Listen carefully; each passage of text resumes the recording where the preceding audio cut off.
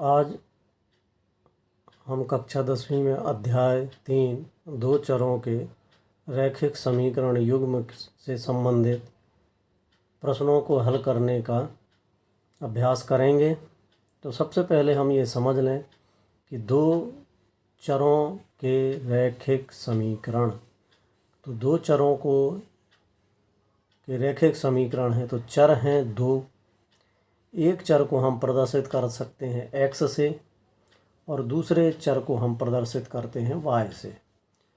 तो इसका एक व्यापक रूप होता है दो चर के रैखिक समीकरण का, युग्म का नहीं, दो चर के रैखिक समीकरण का व्यापक रूप है ax धन by धन c बराबर 0। ये है।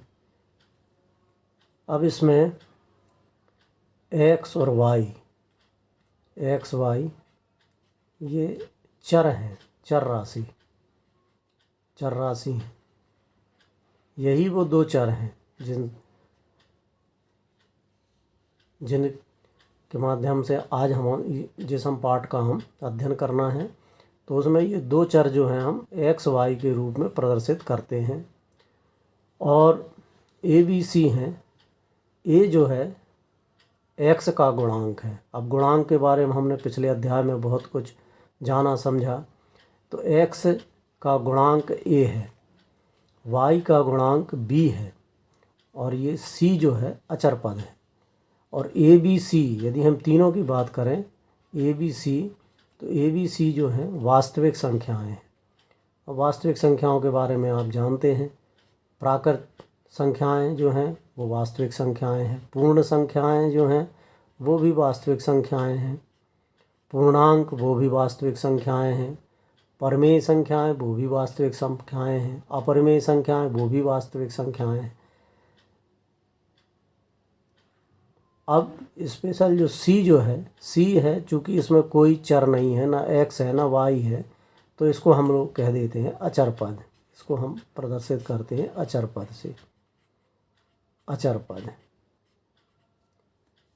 तो व्यापक रूप रैखिक समीकरण का, दो चरों के रैखिक समीकरण का व्यापक रूप या मानक रूप ax धन by धन c बराबर 0। अब हम अध्याय हमारा चलेगा उसमें दो रैखिक समीकरण हैं, दो चरों के रैखिक समीकरण युग्म अर्थात जोड़ा।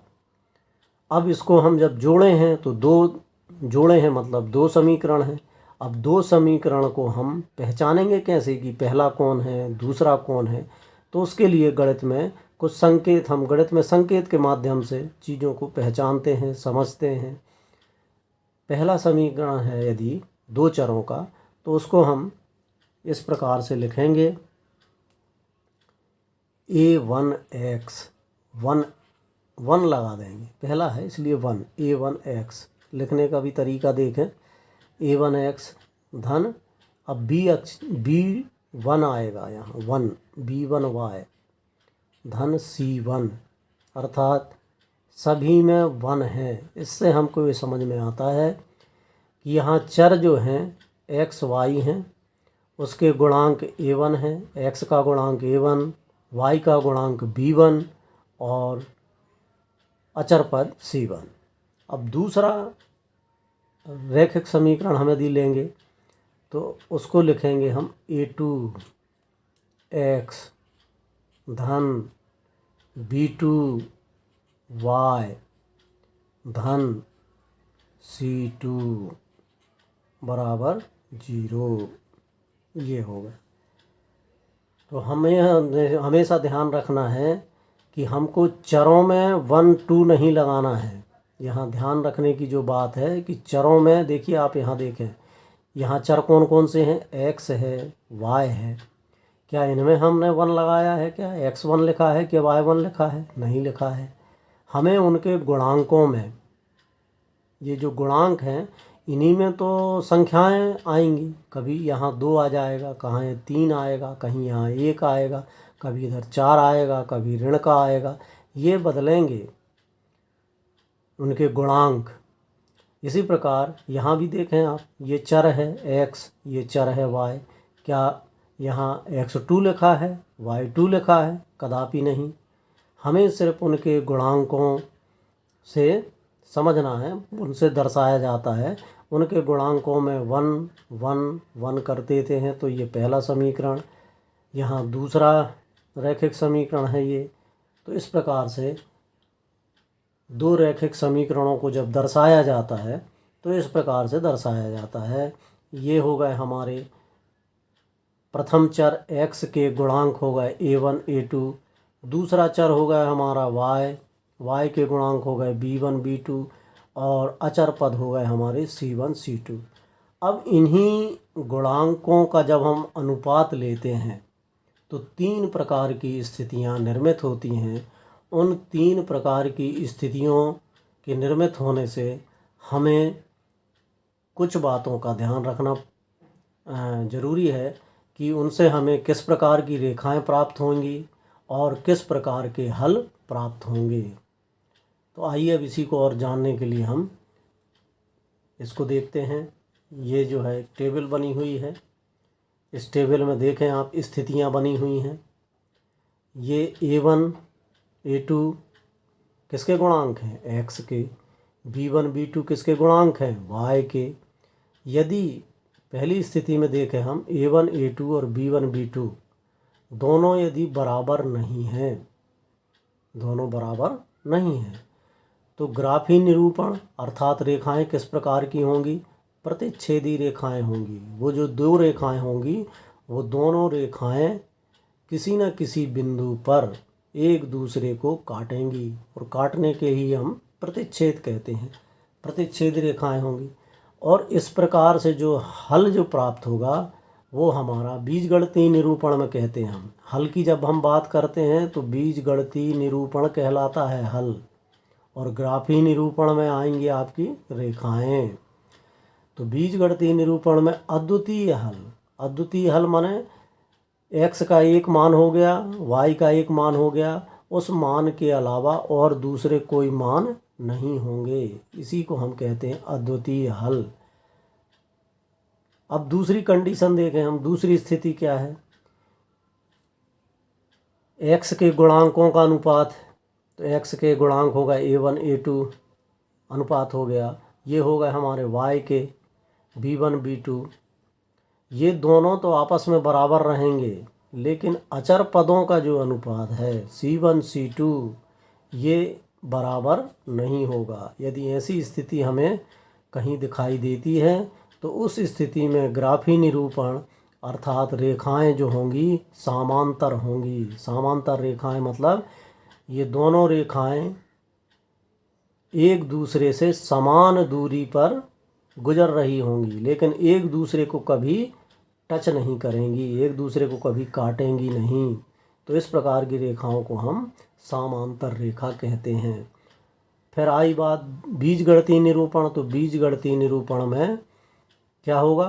कोई हल नहीं, समांतर रेखाओं का कोई हल नहीं। जब रेखाएं समांतर होती हैं तो इनका कोई हल नहीं होता है। हम अगले वीडियो में और थोड़ा इसका विस्तृत रूप से आपको जानकारी देंगे किस प्रकार से ये होता है। फिर अगली कंडीशन देखते हैं हम, a1 बटे a2 अर्थात प्रथम चर के गुणांकों का अनुपात, b1 बटे b2 अर्थात द्वितीय जो चर है हमारा y उसके गुणांकों का अनुपात, और c1 c2 अब आप जान गए हैं ये अचर पद हैं, इनका अनुपात। ये तीनों के तीनों यदि बराबर हैं तो रेखाएं कैसी होंगी? समपाती। अब समपाती रेखाओं का मतलब यदि कोई एक रेखा जिन जिन बिंदुओं से होके जा रही है, दूसरी रेखा भी उसी के ऊपर से जा रही है, माने एक दूसरे को ढकती हुई जा रही हैं रेखाएं, तो ऐसी रेखाओं को हम समपाती रेखाएं कहते हैं। तो यदि a1 बटे a2 बराबर b1 बटे b2 बराबर c1 बटे c2 समपाती रेखाएं हैं तो इनके अनेक हल प्राप्त होंगे। इनका बीजगणितीय निरूपण कैसा होगा? अनेक हल वाला, अनंततः अनेक हल निकालते जाइए, निकलते जाएंगे। और हल जो होगा वो संगत आश्रित हल होगा। तो ये 3 स्थितियां हैं और 3 स्थितियों का हमारे अध्याय में बहुत अच्छे तरीके से प्रयोग किया गया है। उन्हीं प्रयोगों को हमको समझना है और परीक्षाओं में जो प्रश्न आते हैं वो इन्हीं के माध्यम से आते हैं। अब जैसे एक उदाहरण के स्वरूप हम आपको बात बता रहे हैं कि जैसे पूछ लिया गया है कि अद्वितीय हल की शर्त लिखिए, अद्वितीय हल की शर्त लिखिए। तो अद्वितीय हल की शर्त क्या होगी? ये स्थिति उसकी, किस कंडीशन में अद्वितीय हल होते हैं। यदि ये ही स्थिति नहीं होगी तो अद्वितीय हल बता पाओगे क्या? कोई हल बता पाओगे या अनेक हल बता पाओगे? तो यही उनकी शर्तें हैं। तो A1/A2 बराबर B1/B2 दोनों बराबर नहीं हो, वही अद्वितीय हल की शर्त है। अब एक प्रश्न पूछ लेंगे ऐसे कि यदि दिए गए रैखिक समीकरण की द्वारा प्रदर्शित समांतर रेखाएं हैं तो उनका हल किस प्रकार का होगा? तो उनका हल किस प्रकार का होगा? तो हम असंगत हल भी कह सकते हैं और कोई हल नहीं।